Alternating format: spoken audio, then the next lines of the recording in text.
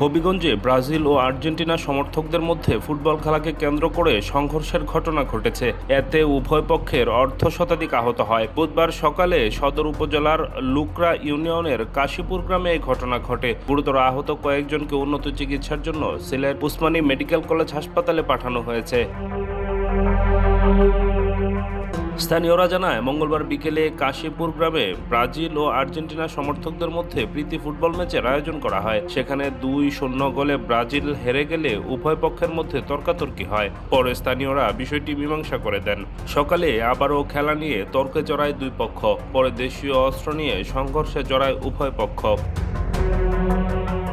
ঘণ্টাব্যাপী সংঘাতে দুই পক্ষের অন্তত 50 জন আহত হয়েছে। খবর পেয়ে পুলিশ ঘটনাস্থলে পৌঁছে পরিস্থিতি নিয়ন্ত্রণে আনে।